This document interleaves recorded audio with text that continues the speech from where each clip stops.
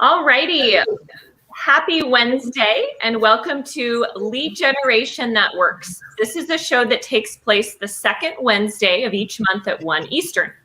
The purpose of our show is to provide stories, examples, and tips that help you generate more qualified leads. Each month we pick a different topic to focus on. This month's topic is how to use video to generate more leads. The show is hosted by Rob Johnson, founder of Lead Gen Ballers. Lead Gen Ballers generates qualified leads for company using content marketing and paid ads at a fraction of the cost of hiring a full-time business development rep. Our panelists have spent years helping companies generate qualified leads. Each of them runs their own business and has a unique style and approach. I'm your host, Sarah Scudder. I'm a growth strategist and help B2B companies with their marketing. I believe that marketing drives sales and marketing should be responsible for lead generation. I've helped several tech companies set up and run lead gen programs. So as I mentioned before, today we're going to discuss how to use video to generate more leads. So Trygve, super excited to have you back. I think you were on our show a couple months ago. Yeah, happy to be back. I'd love to have you introduce yourself. Feel free to share a fun or random fact, and then a story of how you've helped a client use videos in their lead generation process. I think, again, thanks for having me back, Sarah. Thanks for having me back, Rob. I think my name is Trygve. I'm the Director of Business Development for BusyWeb. We're a growth marketing agency based out of Minneapolis. So we are in and out of a number of B2B clients who are trying to figure out new and interesting ways in order to get in front of people. And I think one of the things that I've been recommending to a lot of people, especially in sales, is the idea that nobody wakes up in the morning and says, boy, I really want to read a 5-paragraph email. That's really what's going to make the flag go up and down today. So I've almost completely abandoned writing emails as much as I make videos and just say what I want to say. It takes me considerably less time and then send them out. I know I'm supposed to be using this time to talk about a story about how I helped other people, but that's how I use video to make my life better. People immediately respond to it. They feel good about it because I've taken the time to do something unique and do something that is different than what they normally get. And because we're also so awash in the noise of our email, that anything that can cut through that, I think, is effective. So that's my tip to start, is what I've been recommending to a number of people all year long. Now, Trygve, a follow-up to that, one of the things I hear people say a lot, and I know I even think about it sometimes, is I don't want to have to get all made up to get on video. It takes a lot of time. I have to do my hair. I have to do my makeup. I have to make sure I look cute. And that just seems like overwhelming and a lot of work. So how have you seen people get around that or overcome maybe the fear of, I don't even want to be on video? I think that's a great point. And I above anybody else, struggle with having to be this beautiful and having to look this good all the time and every single day. It's a challenge. Ira knows that. Rob knows that. We all know that. But more seriously, I think when people ask me about video, do I really need a fully productive video? And the answer is sometimes yes, you do, but sometimes you don't. Because people buy from who they like. And so you don't always have to look 100%. There is an authenticity that comes from just being who you are and just looking how you are on any given time. Right now, my hair is atrocious because I desperately need a haircut, and it looks, and I can't do anything with it. It's a whole thing. But this is who I am. This is who I am right now and who I am today. And, people are either going to respond to that and feel good about working with me, or they're not. And if they're really something, my advice to people, and maybe this is just because I'm sort of sliding hard into becoming a grumpy old man, is if you don't want to work with me because of the way I look, then I don't want to work with you. And Trygve, I think I've seen something as well that I think it's important to mention, is that I see a lot of people making videos and they're not even in the video. You can be talking while you're recording something. I post a lot about sustainable packaging, and I've started making videos. I'm not even in the video.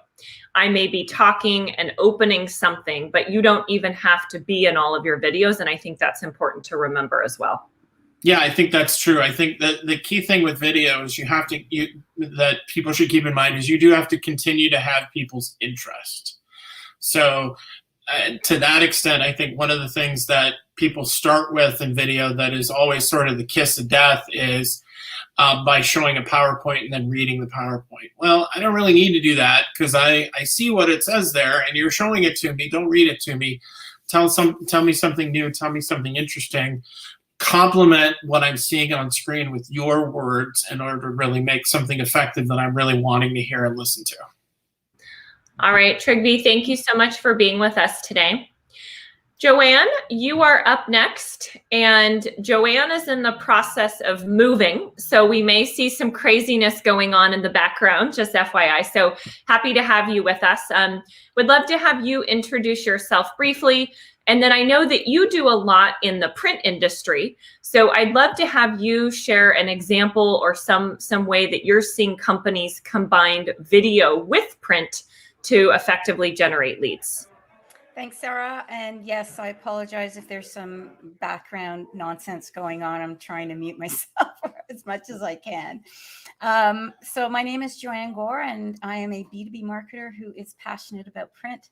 Joanne Gore Communications is a virtual B2B marketing agencies, and we help software, hardware, manufacturing, and print companies stretch their marketing dollars with programs that generate awareness, engagement, and growth. And one of the ways, to the point that Trygve made, people don't want to see emails. They're bombarded, they're overloaded, and they are starting to return to print as part of an overall, you may have heard multi-channel, omni-channel, opti-channel, but using various techniques to get their message in front of people, because some people like to read, some people like to listen, some people like to watch, and some people like to just hear, or maybe I said that one already. So being able to deliver whatever content you produce in these multiple formats will ultimately not only help you reach more people in their preferred channels, but it will also help you repurpose whatever marketing dollars that you've used multiple ways. So, one of the things we're going to talk about is cost, but what I'm seeing a lot of people and a lot of companies now starting to embrace is direct mail.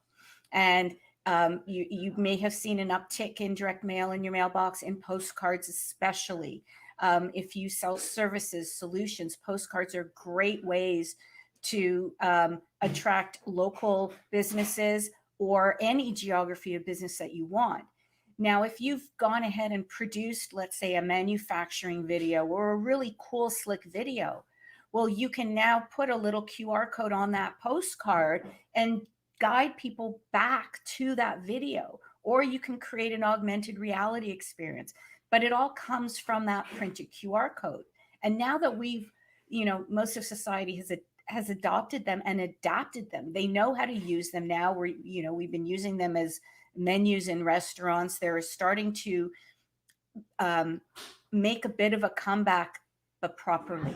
And ultimately, that is truly how you can merge those worlds. And I call them phygital worlds. It's where you blend the physical with the digital. You have your digital experience. Maybe you're browsing for shoes, and then you go to your mailbox, and 3 days later, you're getting a postcard from a local shoe company with that shoe that you were looking at featured, targeting you directly. And funnily enough, there's a QR code that takes you back to their website where you can buy now, and a coupon is associated. So you're using digital, you're getting the physical print, you're going back to the digital world, and it's happening seamlessly. And I'm seeing more and more of that being adopted in so many different ways. Yeah, Joanne, and I think one of the really important things to note about that is the data tracking piece, right? I know you and I have spent a lot of time in print, and one of the biggest things that I hear is, well, print isn't useful to us because we can't track our ROI. And so by combining print with a video, it allows a company to get the data and metrics that they need to be able to prove the ROI of the campaign. Well, not only that, you can use the printed piece to drive somebody back to their own landing page, which is called a PURL, which is a personalized URL. And with that, you can ask specific questions. You can get more information, which drives to a better conversation because now you know more about them. You can actually have that one-to-one when you follow up, when that salesperson follows up. Now you have real information. And plus, you can aggregate it with other data to pinpoint trends, behaviors, keywords, channels that work. All of that becomes possible, and you're not limited just to email anymore. Yeah. Well, Joanne, I appreciate you making time for us today. I know how crazy moving is. My advice is schedule a massage once the move is over because you will need it. Funny you should say that. I had one scheduled this week, and my missus, she broke her ankle. So I can't even get one for a few weeks. Great to have you with us. Thank you. Rob, you are up next. I want to thank you so much for sponsoring the show. Some awesome content and really enjoy all the different topics that you come up with. So would love to have you introduce yourself and then share an example that you've seen of companies successfully using video in their lead gen process. Yeah, absolutely. Thank you, Sarah. And I want to thank you for moderating and thank all my panelists. This show wouldn't be the same without you. So thank you for bringing all your experience and knowledge to the table. Always enjoy this meeting. So my name is Rob Johnson. I'm from San Diego, California. My past has really been in sales. But out of that, when COVID hit, I found that a lot of companies were having trouble putting together digital marketing. So email outreach, LinkedIn outreach, coordinating all that information, finding prospects, and reaching out in an organized and effective manner. Since I've been doing this, I've kind of morphed into also more content marketing where we're doing, social media events like this one. Clubhouse and some others. We're also branching into doing some paid advertising, LinkedIn, Facebook, Google. So the business is moving and morphing quite quickly. So as far as video goes, one of the most effective ways that I've had clients use videos and also colleagues too is by using whiteboard videos. They're very powerful. They're little cartoons and you see a little hand go across the screen and they're drawing things. And, so one thing is using that instead of like a one pager or some way of describing your company. And one of the reasons it's so effective is because you can put a lot of information in this short little cartoon that's maybe between a minute and a half, and it's very engaging. So I've had clients switch to this methodology of using this kind of a video. And then you can start tracking things, just like Joanne was talking about, being able to, track the people that are watching it, how long they're watching it. And what I've noticed over time is, once somebody starts one of these little short videos, about 90% of them will finish all the way through.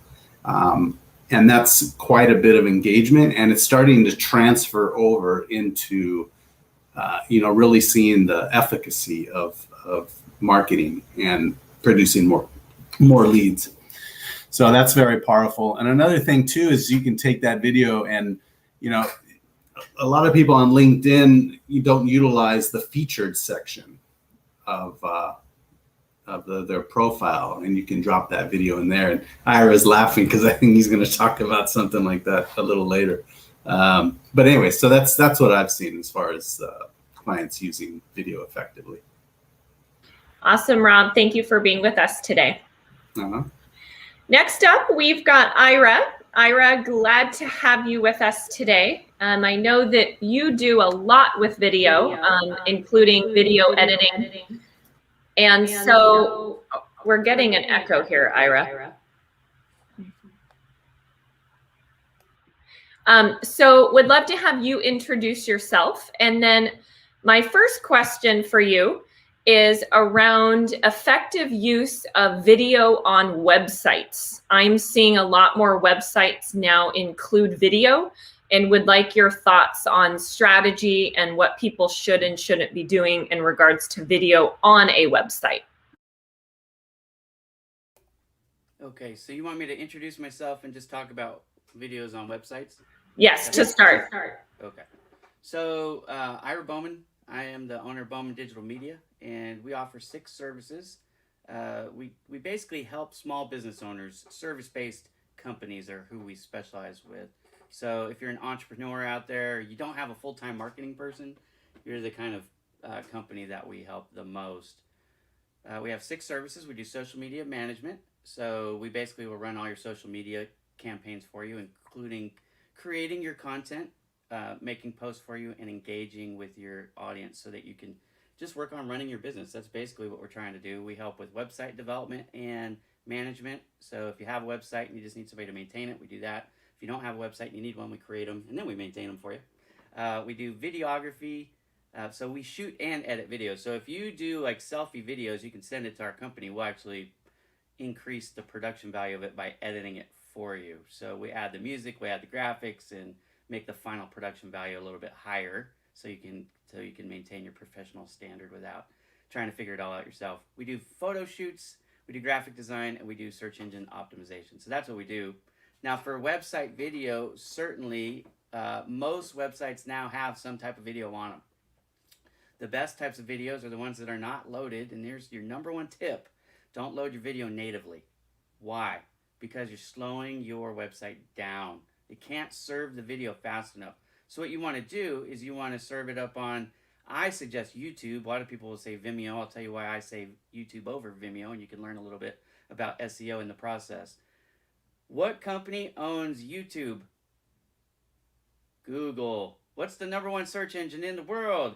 Google. If you're going to use Google products, what do you think they're going to do back? They're going to give you a bump, right? I mean, it only makes sense when you think about it like that. And the problem is most people don't think about this from the 30,000-foot view. They just look at it on the individual. This is the service we pay for Vimeo, so let's use Vimeo. Okay, well, you could do that, but you're shooting yourself in the foot. That's just my opinion. What the hell do I know? All right, here we go. But serve it up. Usually what I want to do is serve it up unlisted. And we're going to talk about this more for some other strategies later when I get to talk about other things. But if you serve it up unlisted, now you can see how many people are watching this video. So you want to know how effective your video is and not just have an effective video. You can start judging the performance by the number of views on an unlisted video. So that's why I suggest YouTube. That's why I suggest unlisted for a variety of reasons. I mean, I could talk about this just one topic for an hour. So I'm going to stop unless you have another follow-up question, and we'll go more later. And I do have, just so you guys know, I have samples of a bunch of different types of videos that I want to show, including whiteboard, so that you guys can kind of like see how many possibilities there are. There's so many different ways to do video. You don't have to be pretty. I'm not pretty. So you can make good videos that get seen by lots of people. Oh, give yourself more credit. Come on, Ira. Jeez. I have beaver teeth. That's all I'm going to say. Anyways. Awesome. Thanks, Ira. But that'll help you guys. Website videos, yes, not natively hosted because of the slow. Look, your bounce rate. If your website loads in more than 3 seconds, the odds are they're going to bounce. They're not going to wait. So if you have a native video, it's going to slow it down. That's why it's so important. All right, Ira, thanks for being here and looking forward to seeing some of the examples and things you're going to share with us later. So Trygve, I want to turn it over to you now. And one of the things that I like to do is highlight some examples of sometimes things that don't go well as a learning. So would love to know if you have an example that you could share of video gone bad, either something that you've done personally or a client that has produced and it maybe has turned into a nightmare or train wreck. And then what, of course, did you learn from this? Sure. One of the things that we do at BusyWeb is we try and use video to show our company culture and show how we are fun and we are interesting and we're irreverent people and we're really good at what we do, but we're also think we're funny. And as somebody who is funny, I think, as my wife affectionately will tell me, is that 65% of the time I'm funny to everybody. 35% of the time I'm funny to myself. And so years and years ago, we did a video where I was blindfolded and the folks in my office fed me different pumpkin spice foods to get a reaction. And it was our fall video of hey, you know, isn't this funny? He's obviously and clearly in distress. And so since that point, I've just starting at about September, I just have to painfully grit my teeth and eye roll about how everybody's going to start sending me pumpkin spice memes because somehow that video pops back up. And there's a limit to what the value of those things are, because one of the things that I had been doing in my role as business development is I had been courting a number of different companies, and one of the chairman of the board of directors of $1 billion bank here in the Midwest posted it and said how terrible that they would have treated me that way. And obviously I went into it fully eyes open, but that we unfortunately had that impression that, especially when you try and do funny and cute videos, that sometimes people are just going to take it wrong no matter what. But I know that, and this will be something later in the show, if Ira's going to share an example, there's one that I want to share, is we did a video where we purposely made it as bad as possible. We had one of our developers, who's a very nice man who does not like being on camera, and we wrote him a script for Crazy Larry's website emporium, and it's on our YouTube channel. It's truly worth a watch, and it's hilarious and funny, and we even tried to make like the video lines come down, and so it looked like it was an old tape. And that's one of our highest and well-loved videos, because I just think it's great because somebody really tried hard to make it awesome and purposely bad at the same time. And so you can push to that extreme if you want, but you know, in terms of train wrecks, I think that one of the nice things I like about videos, you never have to have that because you can always edit it. So, sorry, I didn't bring the Schadenfreude as hard as you wanted, maybe, but I know personally that damn pumpkin spice video, I would really love it if somebody scrubbed that from the internet. So Trygve, feel free to put a link to either of the videos that you mentioned in the comments section. So for those who are with us, they may want to check it out. Absolutely. Hey, can I ask Ira a question?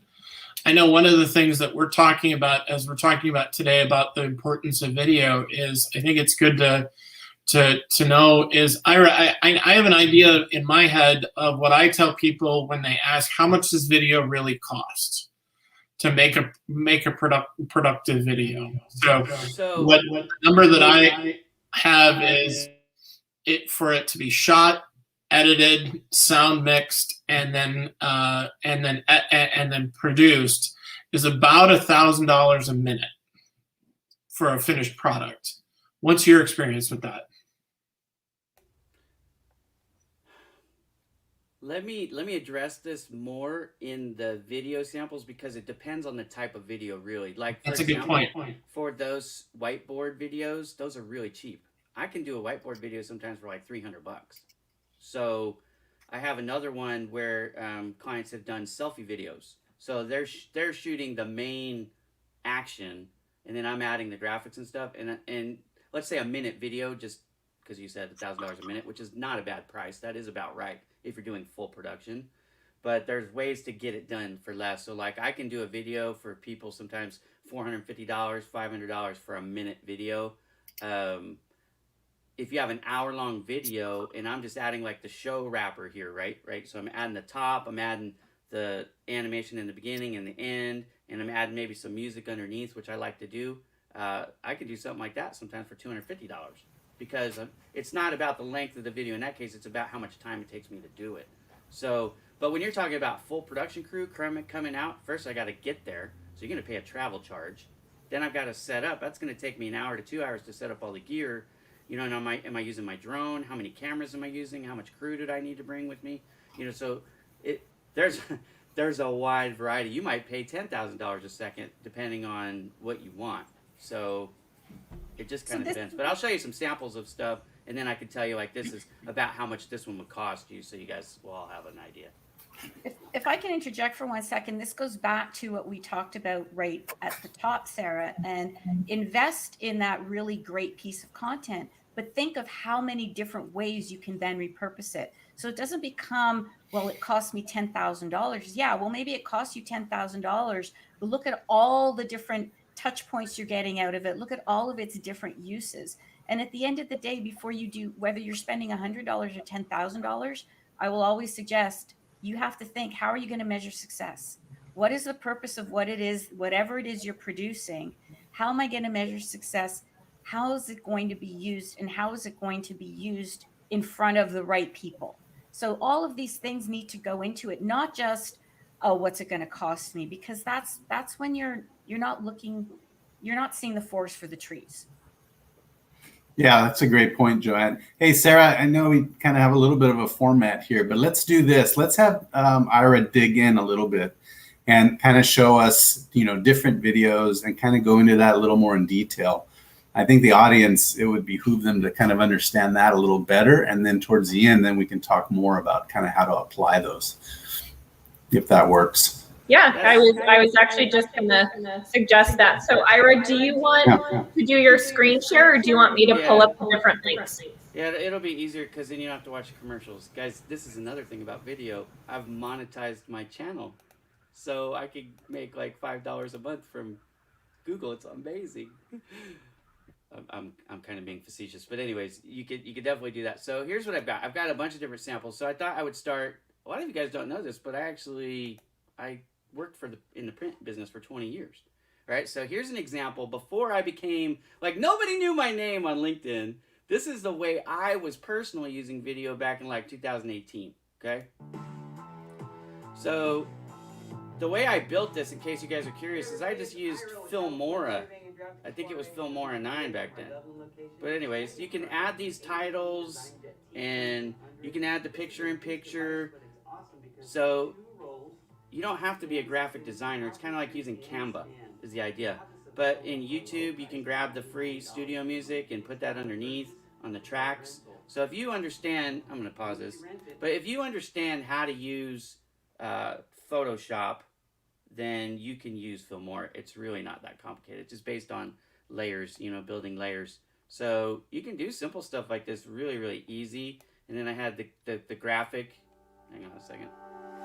I had the graphic built.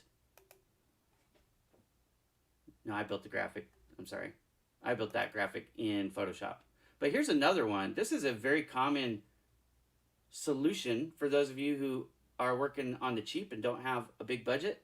I use stock video. This is a video for my company. Somebody didn't pay me for this. I actually did it myself. But I use stock video. Why? Because higher production value, it gave me a variety of things that I couldn't shoot myself for easily. And I was able to put this together in 2 hours. So watch this. It's a real short video.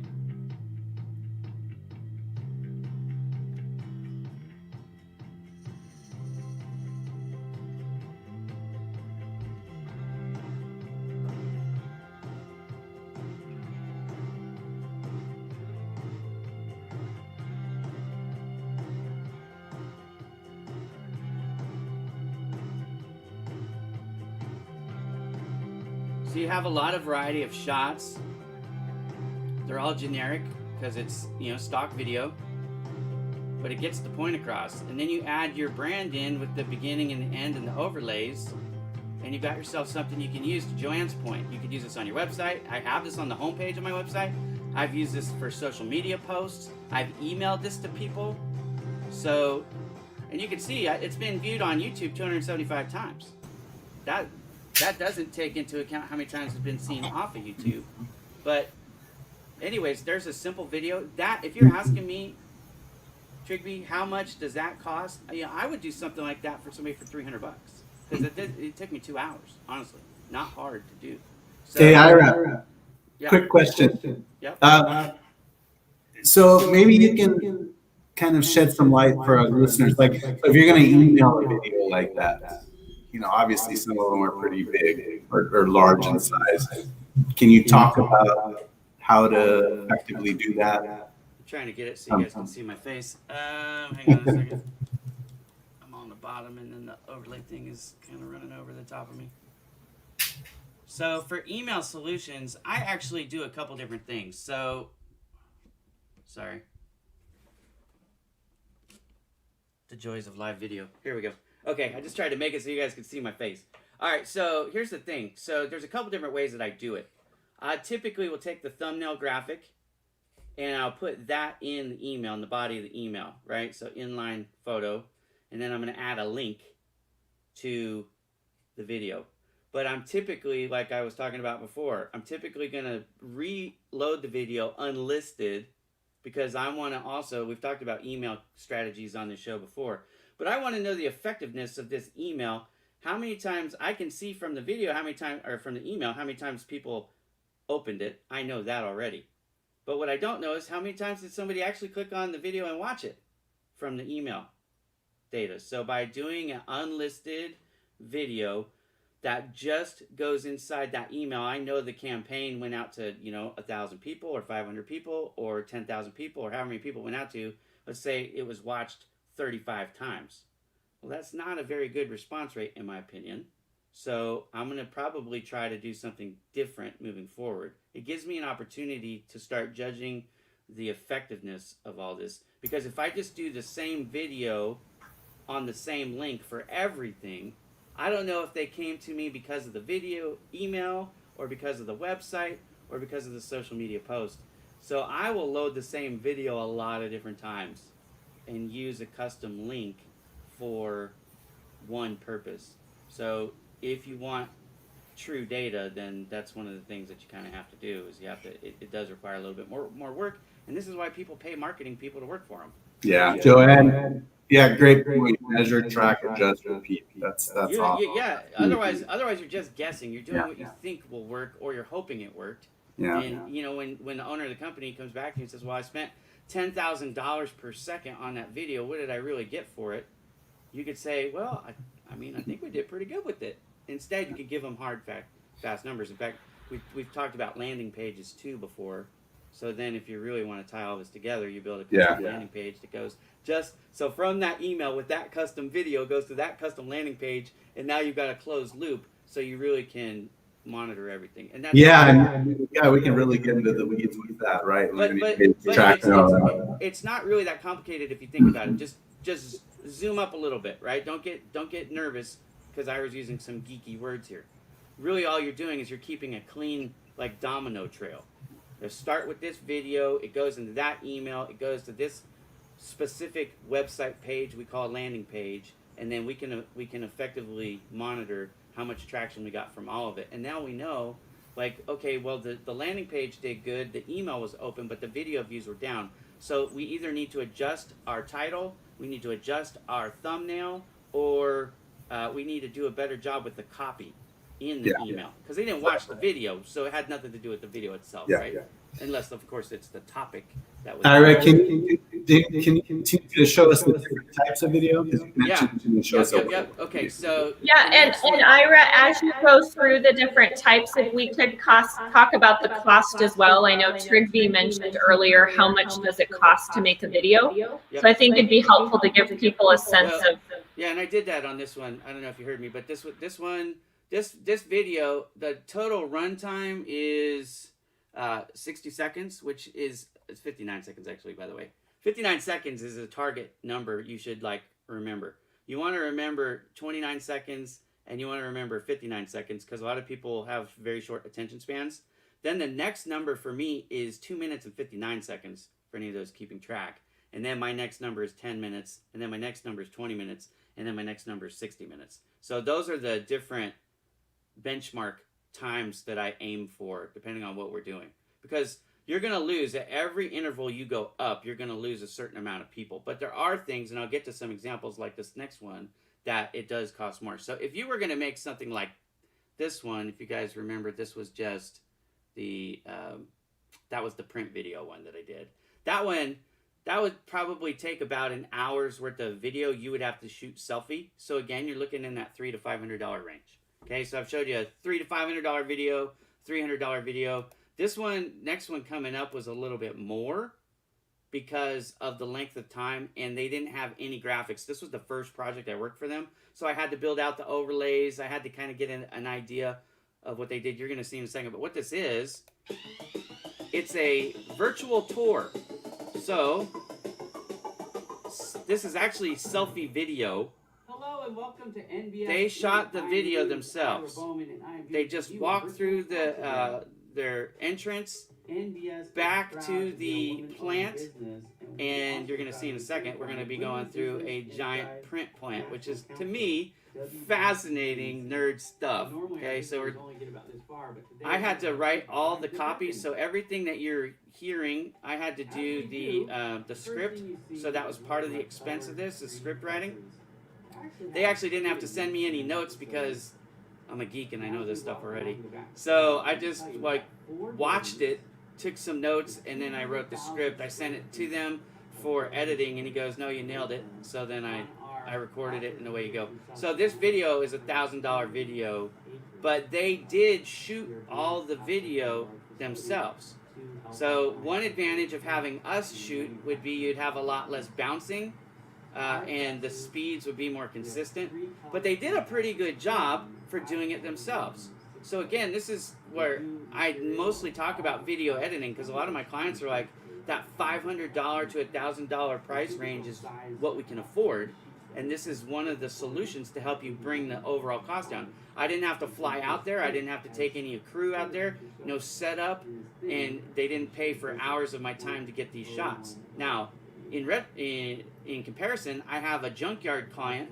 That sounds weird. I have a new client. They run a junkyard in Indiana.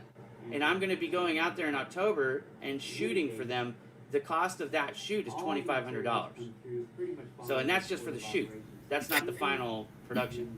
That's just go shoot video. If I can interject, this is great. And another thing is, this is obviously an example of user-generated content, and it's resonating quite a bit across all different platforms, as well as the paid ads platforms. So yeah, you can do this for anything, but right now, especially with COVID, right? And this was the solution. So the problem, we did this last year.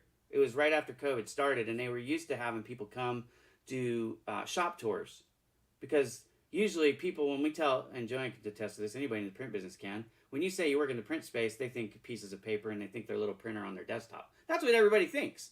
Oh, you sell those cute little printers. Yeah, dude, I sell cute little printers that go inside 100,000 square foot facilities. This facility right here, which is humongous, is only 40,000 square feet. Watch the video and you go, that's only 40,000 square feet. Yeah, a lot of the plants that I've worked for are 100,000 plus plants. So you can imagine all the equipment that you can fit, the finishing that you can fit, the materials. It's a factory. It isn't, a printer on top of a desktop. And that's that.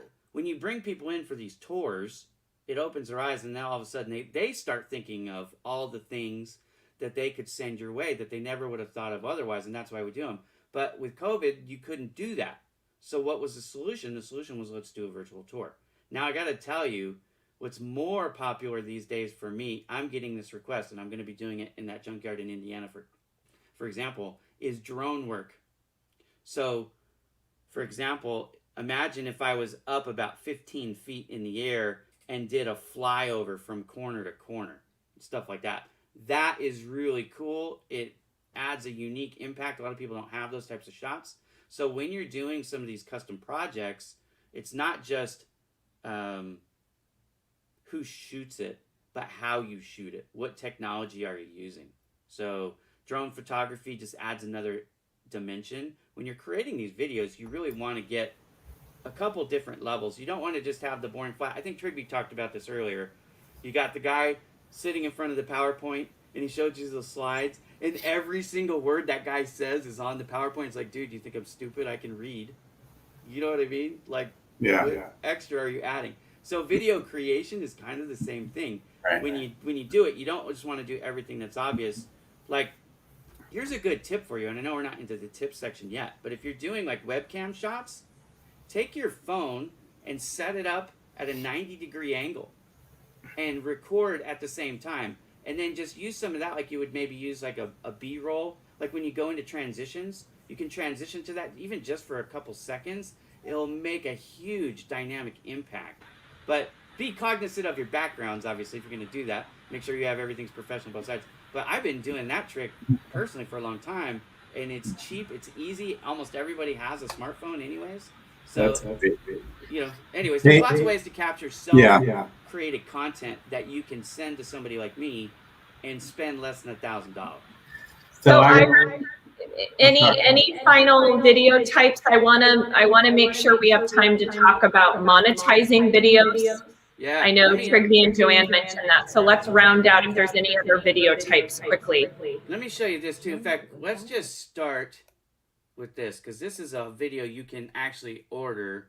These animation videos, I do them usually for $250 to $500, but these animation videos, you can bookend on any of your videos and make a huge impact, right? Watch our show intro and outro, right? So that alone, $250 to $500. Now here is a whiteboard. This is actually called glass board, but whatever. This video right here helped this guy make a lot of sales because nobody was thinking about a layaway replacement program, like making layaway a modern thing. So this guy is offering that service, but he didn't know how to communicate it effectively. We created this video, and he started blasting this out in emails, and his orders went through the roof. This is an example of a successful video, $250 video, because I've done a lot of work for him, so I gave him a deal. But for $250, this generated millions of dollars of revenue for his company. Simple video. Now I want you to notice, for those of you who are gun shy, he was not in the video. It was his picture. He didn't say anything. In fact, nobody says anything other than joethefinanceguy.com in the whole video. The only words mentioned in the video, joethefinanceguy.com. Those whiteboard videos are super, super powerful. This is another one, same idea. I'm not going to show you the whole video because I know we're pressed for time, but it's going to start here in a second. Again, I like these animations because they just add so much to the production value. But this is a whiteboard video, okay? This is what Rob was talking about. These are cheap. I could do these for $250 all day long. They're usually 30 seconds to 45 seconds in length. Yeah, they're fun. They're like kind of mesmerizing. You start watching them. It's like, what's next? Yeah, you just take like 3 to 5 bullet points, and that's what's in this one. This one has 5. And you can watch the samples. I'm putting the samples in the comments. You guys can watch these later. But 3 to 5 samples. Add your animation at the beginning and the end. Make sure you have an overlay. Add a little music to keep people's attention. And the one thing I'll say on these, I don't necessarily recommend the erase one and the shifts. They get a little carried away with some of the graphics. Keep it a little bit simple. Like I do believe in the keep it simple, stupid philosophy. Awesome. This is another one. This is not a PowerPoint type idea. Same thing. You guys can watch these. But these help people create more sales. This one I did shoot on location. So again, we have, she's trying to sell software. I'm not going to show the whole video. I'll share it. But you guys can watch it. It's just her talking about the product with the product on her laptop. So that is another thing. Again, this shoot was $500 because I was there doing a photo shoot already, which she paid for. So then just to shoot the video is an extra $500. So there's my last tip I'm going to give you guys for this session is if you're having photos done, you can use a photographer who's also a videographer, and it's one setup usually, not 2. So you get usually a bulk discount for doing both. All right, Ira, thank you so much for showing all those examples. I think it's really helpful to actually see them in person. Joanne and Trigby, we've got about 15 minutes left, so I want to talk a little bit about monetization of videos. So Joanne, I'll start with you, and then Trygve, see what else you have to add on this subject as well.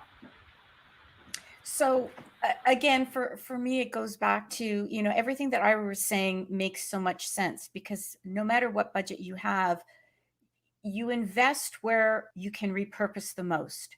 So whether it's in the video itself or whether it's in the intros and outros, but some element will require an investment. You can do some really slick, one thing that I do with my clients is you can take a Zoom call like this and then create highlights, which we do, slap on the intro and outro, and all of a sudden, not only do you have this 1 hour piece of content that's been user generated, but then you can have multiples, 10, 20, 30 outtakes that you can feature specific topic points.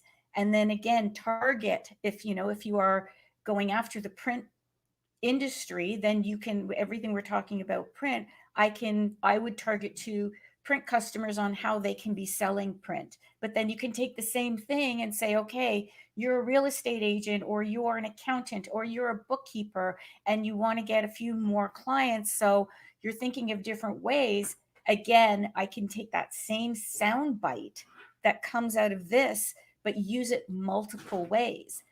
It doesn't have to cost, again, to Ira's point, up to $500. There's a lot that you can create that is slick and professional for under $500 that you can then add to whatever is done personally. I have one client there, the world thankfully is reopening again, and they're going to be doing a customer appreciation event at their plant. They are a printer, surprisingly. And one of the things I suggested to them, I wish I could be there live, but they're out in Utah. And I said, get somebody, while your clients and customers are there, get them to say, hi, I love Sunprint because Sunprint's helped me over the years because, oh, this is an awesome event. Thank you so much. 5 seconds, 10 seconds. You've now got these video clips that you can share on social. It doesn't have to cost you anything because you're already paying for the event. So again, invest your money in the big thing, and then think of all the different ways you can repurpose all of the content created. When you have a video, go to a transcription service like I use otter.ai. You can transcribe it and then turn the video into a blog. You can take just the audio from the video and now you have a podcast. Again, take that one piece of content, think of all the different ways you can repurpose it. Can you do is there enough information in today's session to create an infographic? I'd say yes. So really put your thinking cap on and think, okay, I have 1 hour of content now. What can I do with it? It does not need to cost money. It's just the ideas. And like I said, invest in a couple of key elements, the intro, the outro. Make sure you've got a really polished call to action that, if you are going to use it to drive people somewhere, invest in that landing page, invest in making it easy for the person to get to where you want them to go, and then complete that lead engagement, because ultimately that's what we're all here for, is the leads. Yeah. And Rob, Joanne made a nice transition into what I was going to ask you about, which is about using video for in-person and virtual events. So Rob, wanted to see if you had a couple tips that you could share of things that you've seen that have worked well in using video for events. Yeah, thanks, Sarah. First of all, Joanne, I just want to say you're absolutely right. Another thing to kind of consider is even making the investment with all those different uses that you mentioned. You really spread that cost out, and then while you're producing the video, if you keep conscious of not to do anything that's going to date that video or anything in time, I mean, it can be used, for a very, very long time. So as far as in-person events, one great way of using video, you can use customer testimonials. You can, take a video like this and chop it up. Ira does a great job for us. He does all the shorts for our show here, which I put on YouTube. that's a good way to maximize these shows. And another thing that's nice about this is it's on demand, right? It's recorded. A lot of people don't have time at this particular moment to watch this, but then it gets posted on YouTube and it's there for, I don't know, like 28 days or 30 days, something like that. But then you take that content, cut it up. You can use it in your paid ads. You can use it in social media, messaging, email. There's just such a variety of way of using the content. So. Thank you, Rob. Trixie, what are your thoughts on video monetization and/or using events in video? I think that just to sort of finish the conversation on cost, costing of things. When I was a kid, when I was about 10 years old, my dad was a marketing rep for IBM, and he had landed the biggest sale in the history of his company at the time, and he sold a company it was a $50 million sale, and they had 1 gigabyte of storage on site, took up 2 floors of the building, and they had a ribbon cutting, and I went to it. It was a big deal. And now I spent a couple $100 for something that if it's in the palm of my hand, which also happens to have video editing software, and it has a 12 megapixel camera at the same time. So when we talk about cost, it's important to realize it doesn't mean that you have to write Ira a check or find somebody like Ira to write you a check. The value proposition in hiring somebody like Ira is there's often a cost of, I don't know how to use the video editing software. So just because I have it doesn't mean I can use it in the same way and the same efficiency as somebody like Ira has. So I think when it comes to monetizing the videos, what we always want to do when we work with our clients and create some videos is to create a video library. And if you're going to pay for a shoot, do 3 or 4 videos at the same time. Don't just do one. Create things that you can mix and match and create and do more things with. And I think, Rob, you had a really good point. Things like pop culture references don't age well at all when it comes to videos. I think one of the things, and I know I want to dial it all the way back, one of the things that, the whole point of us talking here today is using video to leverage. It doesn't always have to be a produced video either. I use a tool called Vidyard. It's a free browser extension where I can make personal one-on-one videos for people and have an intro and an outro on it, so that I cut through the noise that everything else gets to as well. And that's, it costs me nothing other than the opportunity cost of time. There's another tool called Loom. Yeah. You're familiar with Zoom, but Loom, again, I was a sales rep for 25 years, okay? So I've been making videos for a long time. One-on-one videos like Tricky's talking about there are extremely powerful, because now I'm going to give you an example. At Bowman Digital Media, this is how I would do it. If I have a target customer, somebody that I think I could really help, what I'll do is I'll pull up their website or their social media, and I'll talk specifically while I show their page or their website, and I'll talk about some ideas like, hey, this is what I see, and I'm in a little bubble in the corner showing them their stuff. I obviously didn't shoot this video for 5,000 people because I'm talking about their stuff and I'm talking to them, you know what I mean? So it helps to build rapport, because it shows them, to Trigvy's point, the opportunity cost here is time. It doesn't cost me anything. Loom is free. You don't need to spend money to use Loom. But if you use Vidyard or Loom or any other of these programs, if you get a generic email that obviously could have went to 1,000 people, or you get one email with video in it that was obviously made for you, what's going to make you feel more special? What's going to make you feel like they actually want to do business with you? And it's powerful as all get out. And to that point, Trigby, we don't need to be superstars pretty for that. Yeah. When we go meet them, we want them to know what we look like. We don't want them. The problem with using a profile photo that's 25 years old is shock value. When you walk in the room and you're 25 years older than your profile photo, that's not helping you. Yeah. So these videos it doesn't matter what you look like. It only matters that when you meet them, you look the same. And these free tools that you have, it gives me an opportunity to do more than just what you're saying.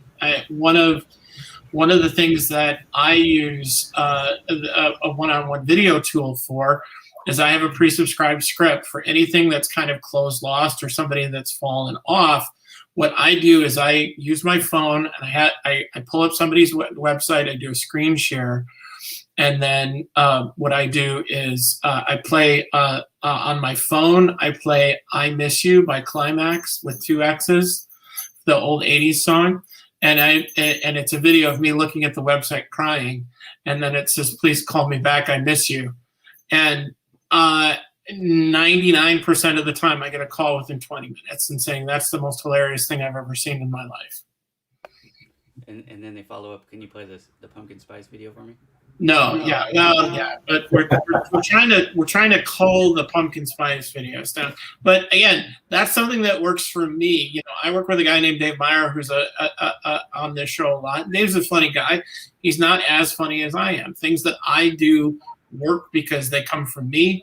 That if Dave did it, people would look like he had 3 heads. And similarly, the things that worked for Dave don't necessarily work for me. So. What really this sort of fundamentally gets down to is that where sales are right now in the world is that people don't trust you and like you until they need you, and then they won't trust you until they do. And so using video to build a sense of trust and build a sense of we're in this together and I'm only interested in helping you and finding a solution that makes sense to you gets you a long way towards putting somebody in the trust tree. All right. So with that, Rob, I'm going to give the closing thoughts to you, and then we will be at the hour. Okay. Trigby, thank you. That was great. Great points. Guys, I just want to say thank you again for everybody joining us. I think we went over some really great ways of how to use video in our lead generation process. Ira, thank you so much for taking us a little in depth there and showing all the different video types, giving us a sense of pricing, some best practices and tips. Again, appreciate what you do for our show, and again, thank you so much to everybody. All right, so our next show is going to be September 8th at 1 p.m. Eastern. We'll be streaming it, as we always do, from Rob's page. Ira will be making video clips for us, so you'll be able to see short clips and video from the show after. And our topic for next month is how to write social media posts that generate leads. So lots of things to talk about there. Really looking forward to the topic, and everyone enjoy your morning or afternoon, and we will see you next month.